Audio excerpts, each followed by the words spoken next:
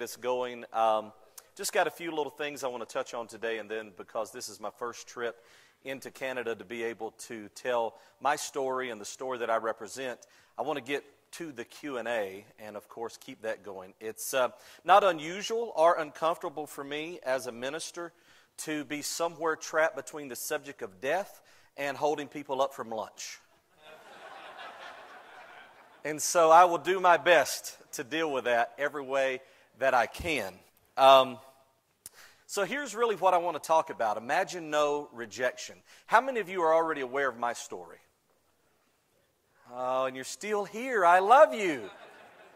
Reach under your seat. Everybody gets a new car. Rejection is an extremely, extremely important part of this process, as many of you already know. How many lifelong atheists? Okay, you're not going to enjoy this at all. Okay, how many of you have deconverted in the last couple of years? Yeah, all right. This rejection thing, this is extremely, extremely important to me. Over the last 2 years, I've traveled around the United States and I've told my story, and so doing, I've tried to explain it. It kind of came upon me naturally to try to explain the complexity of coming out once you've been a minister and the complications of coming out as a minister.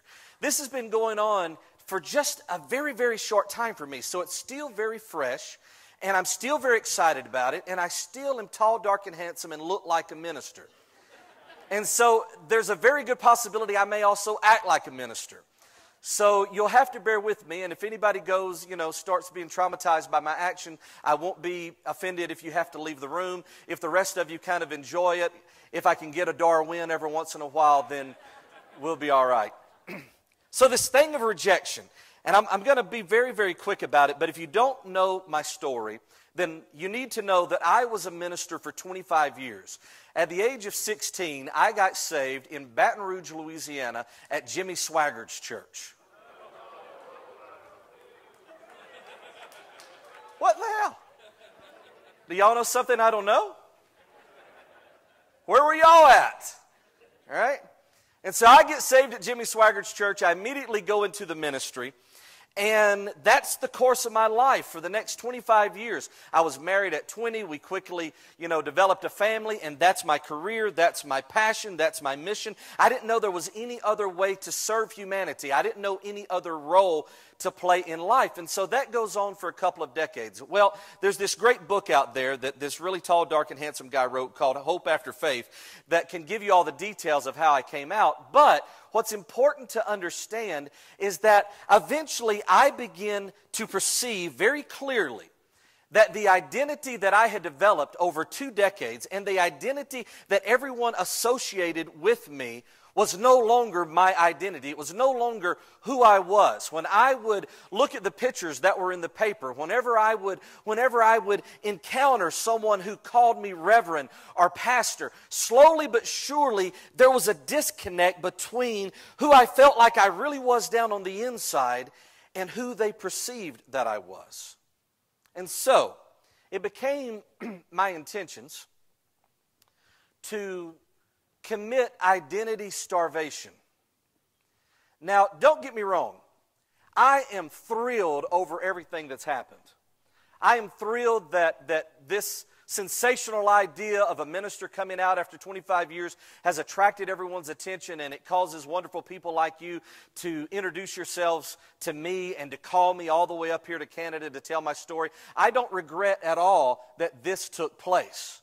I'm thrilled that I have this opportunity with you to hopefully change the course of human history.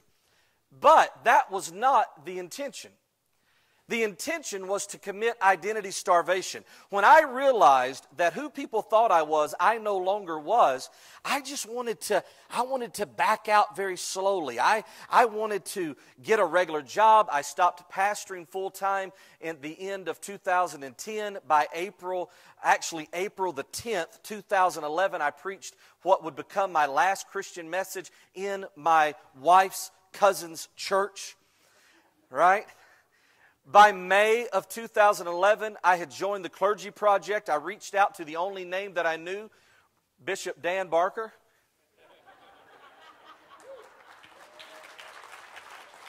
Right? So May of 2011, I'm Googling, trying to figure out, is there anybody else in the world that's got this same problem? A minister who no longer believes. Dan Barker's name comes up. I'd heard about Dan Barker all the way back from the 90s. I call his office, and he calls me back. Do you realize, let me just stop for a second, because preachers are always guilty of going down rabbit trails, right? But do you realize just where the hell you're at in human history right now? Do you realize that in the generations to come, your grandchildren, your great-grandchildren are going to be jealous of where you were at this point in time in our civilization? Do you realize that you're partaking in the greatest moment that our human species has encountered? You're there. You're shaking hands with Dan Barker and Annie Laurie Gaylor. You're getting your picture taken with Seth Andrews. You know these people. These people know you. And in the years to come, you are going to be envied. Can I get a Darwin?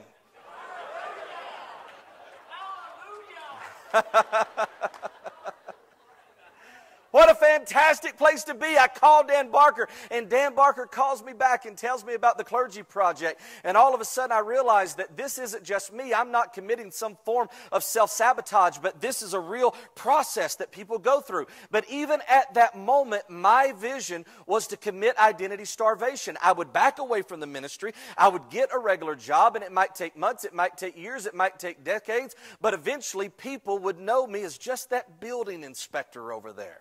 They would no longer think of me as a pastor. That was the intention. And so it rocked along very well for a few months. And then I find out that Annie Laurie Gaylor is going to be speaking 5 hours from my home at a humanist convention or a humanist banquet down in New Orleans. And I have to go. Annie Laurie Gaylor was the very first atheist celebrity that I ever met in person, right? But I have to go. I have to connect with these people. It was not enough to just slowly slip away into the darkness, but the reality of this is that this is about self-expression. This isn't about a fight over theology.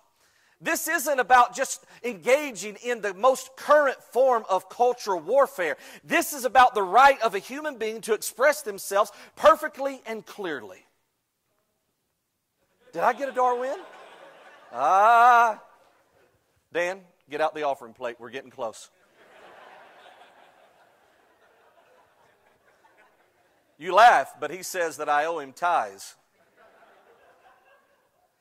That's what this is about. It's about self-expression. And when I realized that Annie Laurie Gaylor was going to be down in New Orleans, that was just too close. I had to go down there. I had to associate with people who think like I think, feel like I feel. I had to go someplace that I would be comfortable. But even then, I was still convinced that I would be able to do so without getting in trouble. Because it was 5 hours from home. Nobody knew what I was going through. I could still commit identity starvation and walk away from this. So I'm sitting at this banquet table right next to Annie Laurie, and with no evil intentions whatsoever, she changes my life in one sentence. She leans across the table or leans across the chair next to me, lots of noise in the background, and she says, I think Dan's going to call you. He wants you to be on our radio show. And the biggest, loudest, oh crap, that had ever flew up out of my conscience, flew up at that moment. Now I'm sure she didn't see it. You didn't realize that, did you? But I thought, what about this plan of identity starvation? How is this going to work? So I began to rationalize with it. Well, you know, it airs out of New York. It airs out of the Northeast. Nobody knows. Maybe this can work. And so within just a few days, sure enough, I get the call from Dan about being on this radio show. Now, you have to realize there is almost no one on planet Earth that knows what I believe and where I'm really at. They just think for some reason I've decided I'd rather make a living walking out in the hot Louisiana summers, checking whether or not there's enough nails in that stud than to stand up and be worshiped by a crowd. Nobody understands exactly what's happening. And so the night before I was to do the interview, I'm laying in bed, my wife is quietly asleep, and this is rolling through my mind, is this the thing to do? Why would I not want to do this? Why would I not be just 100% excited about this idea? What is so devastating about just this one simple request to be interviewed and tell my story? And suddenly, something that I had wrestled with, almost completely unaware, within the deepest levels of my conscience, this awareness began to just permeate my entire existence to the point that I began to literally shake in the bed. The realization was this, was that my greatest fear in life was and always had been rejection. That was it. That was the reason that I loved to be on the stage and to speak to hundreds of people, because I had a gift, I had an ability to get up and get them to laugh and get them to enjoy my feeble presence, and I would feed off of that. I enjoyed the acceptance. And by doing this one simple interview, I was challenging every bit of that. I was going to put myself out on the public stage. I had no idea who was going to hear this interview or what they were going to think, and I was going to risk rejection. What I had learned at that moment was actually my arch enemy, the biggest fear that I had. In Louisiana, you might have been shot. That's exactly right. And so, the question then was this: was I able to move from identity starvation to identity suicide? And as I laid there in that bed, literally trembling, I'm not trying to give you too many spoilers from the book, but as I laid there in the bed, literally trembling with this dilemma, the question was, do I love myself enough to not be loved by anyone else? And that is the question. That is the question. When you fully realize for yourself that there is no eternity, that this is not just a dress rehearsal, that there is no second chance, that this is your one and only experience of the universe, and this is the universe's one and only experience of you, the question then is, do you love yourself enough to live your own life? Self-expression, dealing with rejection. As a matter of fact, that one question is so important that it is the weak link in all of the chain of the major religions. What the very liberal theologians would like for us to believe is that all religion is good, because ultimately all religion says to love your neighbor as yourself.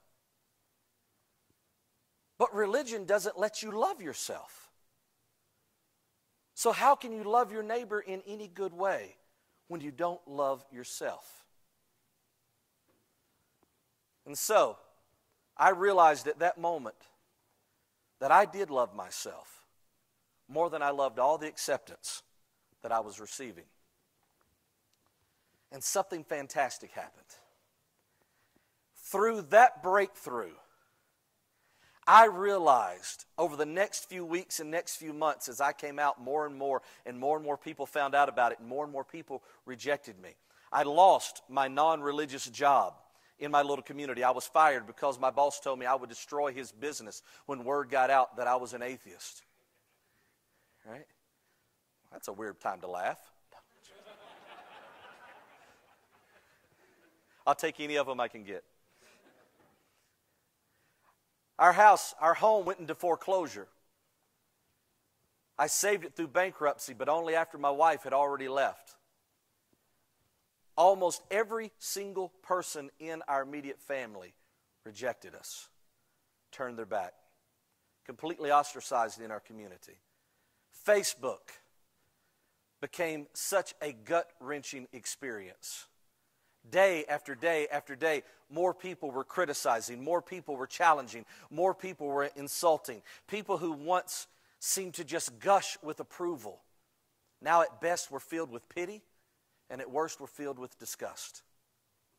And it seemed like this huge audience that I had spent 25 years building, trying to draw off of their approval, had nothing left for me but sheer hatred and rejection. And the reason I smile at the end of that sentence is because when you are living for approval, you are a slave. You are a slave to other people's opinions. You sacrifice your limited time on planet Earth in a cookie-cutter fashion in order to please people who also have a very limited time on earth. You treat their opinions as gold and yours as brass. When in reality, each and every one of us are precious jewels within this reality. Never, ever, ever to be replaced or duplicated. The benefit of massive rejection is freedom. Because now it doesn't matter. You used to think having a bad hair day might keep you from going into town. Live in Louisiana where, yes, you might get shot for being an atheist. Now suddenly it doesn't matter. Suddenly you are free to give your complete and total honest self-expression. The benefit of rejection is freedom. The benefit of rejection is clarity. It separates your fair weather friends from the people who love you for your uniqueness. If your true self-expression brings about a divorce, it was a relationship that you should not have been in. If your rejection over your self-expression separates families, then that blood is not thicker than the water of doctrine. And it needed to be separated. Because there are people out there who will love you for you. There are people out there who will support you for you. And until you face that type of rejection, you don't even really know who you are. Because you're still a mirror of your culture. You're still a mirror of those people that you're trying to get approval from. It's only once you break through that ice and you begin to feel the sting of that rejection that you're able to strip away layer after layer after layer of pretense and finally figure out who it is you really, really are. And as you do, not only will you see your uniqueness, but other people will as well. And they'll love you for it. And every time you speak, you'll speak from a place of originality. Everything about you will be genuine. And that attracts your true friends and your true family. So here's my advice to you. A preacher has to always give a challenge, right? My challenge to you is simply this. It's good to keep your friends close, but keep your haters closer.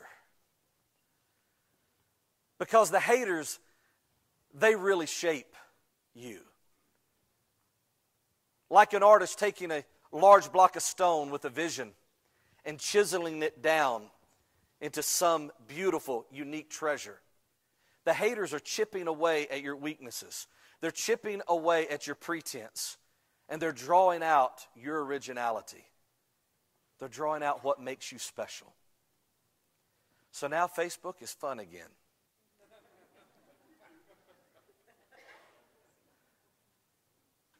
Because finally, after 25 years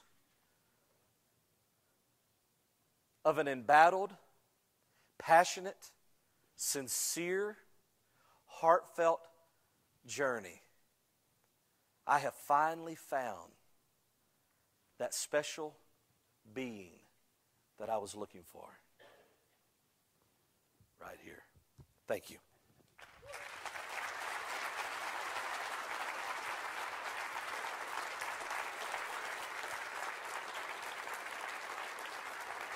I'm ready for questions. And I'll keep us on track. No questions? Is it that close to lunch?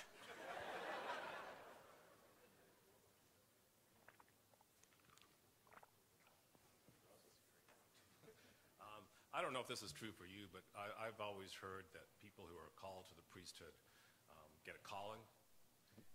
If you had one, now that I assume you don't have it anymore, how do you explain it? And what did it feel like when you had it? I did feel a calling, absolutely. When I was in Jimmy Swiggert's church, I wasn't a member of his church. I attended a camp meeting. Y'all have camp meetings up here? No, it's kind of like a revival service in some ways. Thank you for that question. And during this camp meeting, there's a lot of different preachers. There's a lot of different activities. It's kind of like a convention. It's kind of like a church convention, basically. And I was lost. I was 16 years old. I had no idea what I wanted to do after I graduated from high school. My family had been extremely dysfunctional. My dad was an alcoholic and killed himself in a drunk driving accident before I turned 3 years old. About a year and a half or so later, my mother remarried, and that marriage was turbulent. And so, I was a lost teenager. I truly was a lost teenager. I was raised in and around the church, and so I was already I was already formed in a way of appreciating the Pentecostal doctrine, the Pentecostal services, the family pastor to us was more important than the president. There was already a lot of concepts that were formed in my mind, so it obviously set me in a particular direction. But when I attended this particular set of services, and I saw those ministers up on the platform, I immediately felt drawn to that. That was the first time I can remember in my entire life that I thought, that's who I want to be. That's the place to be. I remember seeing those ministers. I remember seeing Jimmy Swaggart sitting on the platform, and the church was 8,000 strong. I looked around, and I thought, out of all 8,000 seats in this whole building, the seat he's sitting in is the only one worth sitting in. I immediately felt drawn to that. I immediately felt drawn to what they were able to do, the way they were able to motivate the crowd, the way that, from my perspective at that time, that they were able to help people. I saw their preaching as actually truly ministering, serving people, bringing them out of darkness, bringing them out of despair, giving them hope, and it really stirred up some humanistic values in me. I thought that is a very clear and simple and direct way to help people and to alleviate suffering.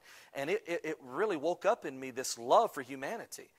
And for the next 25 years, I didn't even realize that there was another effective way, at least something on that level, that could help humanity as effectively as that was. So I most definitely felt a calling and still feel that calling.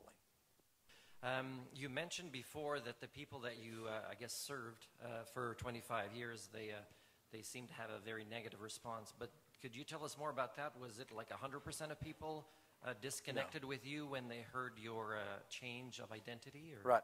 It was not 100%. It's varied. Being in the South, we have this really wonderful polite hostility, right?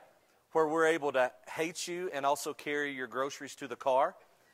And so it was really disappointing. There's a film crew, Bread and Butter Films, out of California that's doing a documentary about us. And it took me a couple of days of filming with them to realize what they wanted. They kept putting me out in the public. They kept putting me out on the street, putting me on the street corner, filming me just standing in my little hometown of 10,000 while people are driving by. And finally I said, y'all want me to get punched in the face, don't you? That's what you're trying to do. You're trying to film me getting, beat up. And they said, well, yeah, kind of. I said, well, that's not going to happen here. And so there's degrees. On one side, I'm just simply ignored. It's as if I never existed, right? Immediately, people begin to unfriend me on Facebook. People stop returning calls. I was completely, it's just like I never, ever even existed. And then on the opposite end, you have people who challenge now, still to this day, challenge every single thing about me. Everything. That I never did believe, I never did, receive the Holy Spirit, the Holy Ghost, as we would have said. Everything about it is challenged. Even yesterday, this was blowing my mind. I graduated. Now, this is like I graduated 3,500 years ago? And the younger sister of a guy that I graduated with 30 years ago is on Facebook telling me how deceived I am and how I'm lying. And I'm like, woman, I don't even know you. You were in diapers. I don't understand. But so it varies. And, of course, I received death threats. But I didn't ever receive death threats from anyone that I knew, which is what actually made the threats even scarier for me, because I could so easily envision someone driving across the country. Nobody even knows they went on a weekend trip, and they hide in the wood line next to my house and, pop me off while I'm out mowing the grass, And so it was varied. Lots of different things. The one that troubles me the most, and it blows my mind, is the people who have now contacted me asking me to give a detailed essay of exactly what I believed the day that I baptized them.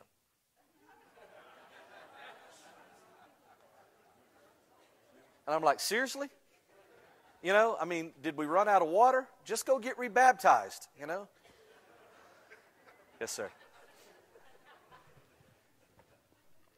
Hi, I just wanted to say that I'm also a former Pentecostal. Ah.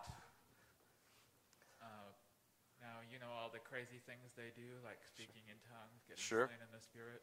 Mm-hmm. Well, none of that stuff ever really worked on me, and so my question is, did you take part in any of that? Oh, And yes. Oh, yes. Now, were you also aware that it was faking? No. No, not at all. I wasn't aware that it was faking. It was at the very, very end of my Christian experience. Did everybody hear the question real well? He talked about different things that makes Pentecostalism unique, the speaking in other tongues, the being slain in the Spirit, the miracles, the healings, the jubilation. What am I missing, Bishop Barker? Anything else that's important in makes Pentecost fun? So what's that? Yes, prophecy, word of knowledge. I mean, I was one of those evangelists that would call people up out of the audience and tell them the secrets of their heart. You know, I see that you're going through a dark time in your life. You know, those kind of things. And, you know, I see that you're looking for a boyfriend, and I just wanted you to know that my number, no. And so I believed it. I mean, I truly believed I had those gifts. I 100% believed when I spoke in other tongues that was the Holy Spirit that was speaking through me. I experienced all of that. I've been slain in the Spirit. I've had preachers lay their hands on me, and I passed out. Now, you know, people are like, how the heck, you know, how does that happen? Well, have you ever been to a concert? You know, I mean, Elvis Presley made women pass out all the time. You know, it's emotion. It's group hypnotism. It's expectations. It's learned behavior. You know, we're very, very complex, and it can manifest itself in a lot of ways. But yes, I experienced all that. And I would say that the person who asked the question probably didn't experience it primarily because of the type of personality that they have. Many times we would have people who were introverts, and they wouldn't be able to get into the Spirit like the rest of us, and so they didn't have the same experience the rest of us had because they weren't as comfortable expressing their emotions in public. Matter of fact, there's a very sad phenomenon within our version of Pentecostalism called the chronic seeker. And that's where a person comes up front at the end of a service, you know, during the altar call in order to receive the Holy Spirit and thus speak in other tongues, but yet they don't. And night after night after night after night, they come up, and the reality of it is just they don't know how to get into it. They just don't know how to let go enough to have the experience. But that's not what is thought. What is thought is that they have some hidden sin in their life, or they're not sincere yet, some sad thing. And so that person leaves night after night thinking that they've been rejected by God, and that if they die in their sleep that night, they're going to burn in hell for all of eternity. So I will say, I imagine a world without religion, and I imagine that is a good thing. Yes, sir. Darwin. You've touched on several of the things I'm interested in, but if you can expand any more on the culturally Pentecostal ways that Pentecostal communities treat members who are seen to have deficiencies of faith, right, or are questioning their faith, I would be interested in hearing more about that. I really fought hard against what I think you're referencing to at the end of my ministry, because there is a tendency within Pentecostalism, the charismatic movement in general. The idea is that there is a method, there is a way of getting what you want from God if you can just figure that way out. You know, and of course what makes ministries popular and very, very large is they're able to convince a whole lot of people that they have figured that way out in a way that's better than everybody else's way, right? And that's why you buy their books and their CDs and go to their churches. And so it looks like at least the minister has figured it out well enough because it's working for them, because they do have the jet, right? And they do have, you know, the trophy wife or the trophy husband hanging off of their arm, and their family all has perfect teeth, and it's all, you know, beautiful. But obviously we're paying for that. We're making that happen, but we don't talk about that part of it. We don't see it.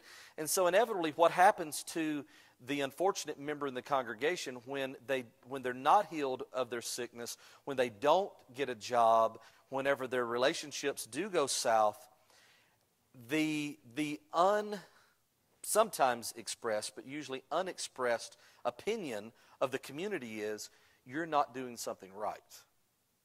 All right? Because if we all were to agree that you could do everything right and it still not work, then now we have no more structure. We don't have anything to have hope in. And so we have to turn on each other and say, well, that didn't work out for you because you have a glitch somewhere. You didn't believe enough. You didn't believe hard enough. And so at the very end of my ministry, I was making these criticisms, and I would say, well, just how much faith is enough faith? A liter? A liter and a half? 2 liters? Will 2 liters cure cancer? If you've got 1 liter and 3/4, is God going to say, 1 more quarter and I'd get you out of the hospital this week? And I'll tell you exactly what that will do. That kind of preaching will ensure that you have more space in the pews next Sunday, because people don't go for that. But yeah, that's what it is a breakdown of the system. Thank you. Yes, sir. Very good. For many years in church, I was looking for a sermon that spoke to me, and it seems like I had to wait till now to actually get one that really did do that. So thanks. Yeah, I do appreciate a lot of what you said. I took a lot of the same journey, and I understand the whole rejection and everything. My question is that, having had that move from religion and the rejection can kind of fuel you, now you're on the other side. At least I find for myself that now it seems like I do to some extent seek approval from the point of view that if I'm not doing that, how do I really recognize that I'm making a difference? Because on this side now you want to build community and everything. Right. And if you keep with that idea of trying to sort of fight against what is there and religion is there, how do you actually know, well, when you're making a difference on this side? Because to me, although you're looking to find yourself, right, you still also want to help others or to have that external look at things as well. Right. So how do you balance that? I mean, that's a great question. For me, the answer for balance is about motivation. All right, because obviously I'm still going to get up on the platform and I'm still going to try to say some, little quip that is hopefully funny and people will laugh, right? But it's about motivation, trying to change the world from a totally different perspective, not so that I'll be loved, but so that there is a separation between church and state, so that we do have more secular governments, so that there is more freedom of expression in the future. So one of the things that I struggle with, and I'll criticize the secular movement from time to time about this, is if we try to make things too simple, if we say here's the 3 steps, well, that's what religion does. Religion does not embrace the complexity of the human experience. It tries to say step 1, step 2, step 3, and that makes it simple. Well, if we get into that mode of thinking, then we kind of create our own religious philosophies. I would rather for us to embrace the complexity of it and say, you know what, some days I get up and I'm still looking for approval, and I'm wrestling with that. And that's me, is I'm still searching for a little bit of approval, but I'm working on that. So to me, it's all about motivation. Thank you. Hi. Just one point I'm curious about that wasn't in your the little note about you and in yours. Now you've got a lot of hostility, passive-aggressive hostility in the DeWitt, Louisiana. Right. Does that mean that to find an income you had to move away? No, that's a great question. I intentionally did not move away. I didn't know my wife was going to leave when all this first happened. The day that I got fired, I went to her office thinking that she would leave right then. There'd been so many ups and downs, so much turbulence in our relationship already. There was already, disagreements over ministry, and this was only going to make my public standing even worse for her in the community. And so I expected her to leave that day. When she didn't leave that day, I never expected her to leave. I thought we would be able to work our way through it. So our home was our dream home. When we bought it, people at work, people at the church asked me, they said, what do you think about your new house? And I said, we love it like a person. And so I couldn't bear the idea of losing our home as we were starting to lose friends and family and the job and everything else. And so I fought to stay there. The other reason that I did that, not just to save our home and to save whatever I could of our previous life, was by then I understood the majority of ministers in my case had to move sometimes hundreds of miles away to start over. And I just thought, things are so screwed up for me already. I'm going to try to be the first, one of the first ones who doesn't do that to set a new precedent. Because I felt like if I picked up and left, even for the benefit of starting a new life, then all of these people who were acting like I was some criminal would almost have a sense of, of confirmation. Oh, look, there he goes with his tail between his legs. So I didn't leave. Yeah. And I actually found a daytime job that carries me all across the country that's outside of the secular movement. And they're very aware of who I am and what I do, so I'm fortunate. But I don't work at the grocery store in my hometown, which is the reason why my face is still so pretty. Yes, sir. So in the Pentecostal movement, you often had a lot of emotion and a lot of yes. speaking tongues, that kind of thing. I came from Brethren Assembly where we thought speaking tongues was actually satanic. Yeah. Which is kind of funny. Do you still get those emotions sometimes? Oh, yes. Experiences? I still speak in tongues from time to time. I do. It is so ingrained in me. I don't remember. I guess maybe it's probably been a year or more now. But for years, for 25 years, when I would reach a certain level of enthusiasm, say you're like the last time it happened to me, I was driving down the road. I don't even remember what it was I was so excited about, but it was a very deep and rich enthusiasm that was bubbling up. And for years, the way that I had trained myself to express that was to speak in other tongues. It just blurts out, And so I was driving down the road, fortunately not doing an interview over the phone or anything, No one was in the car with me. I still looked around to see if anybody heard me, but it just came out. Now from time to time I can do it, and it's actually a very good form of relaxation and meditation. It really is. It's a very easy way to shut off, the monkey brain that's wanting to chatter all the time. You just say something that you don't even understand, and it shuts it down. Right? Yes, ma'am. Do you think that most pastors or ministers are faking it? That there's what? Faking it? Faking it? No, I don't. I know that a lot of people do, and I probably could have sold a lot more books if I'd wrote it that way. But I think we're more complex than that. I think they may fake a certain amount of assurity, of certainty, of confidence from time to time, like we do in other jobs as well. But I think the majority of the local ministers, I can't speak for megachurch pastors, that's not my experience, but I think there's always levels of sincerity there. And what's unfortunate is in modern Christian theology, faking it is what is called faith. Okay? And so you can walk to the pulpit and take on the role of an actor, and there's a part of you that feels like you're doing it for the greater good of the congregation and not feel hypocritical, even though you have a lot of doubts about what's going on. So I just think it's too complicated. Seth Andrews, everyone. Whatever. If I may, I want to start with a statement. I just want to say a statement of gratitude. Thank you for your life and work, which has given so many of us who are ex-believers hope after faith. Thank you, Jerry. Thank you. Love you, Brother Seth. You're a sweetheart. The young lady before me actually probably phrased the question better than I did, but I'm fascinated by pastors in the pulpit who have no longer believe in God, but are either too long in the tooth or have no other options, and they have Right. nowhere else to go. They preach the Bible on Sunday, and they must go home tortured. They do. For feeling like fakes and liars. I'd like you to speak about what was going on in your heart when you did not believe but still pastored. And do you believe there's a sort of an underground or at least a sleeping giant of people who are pastors aching for the moment to do what you have done and to just come forward and be honest about it and say they do not believe?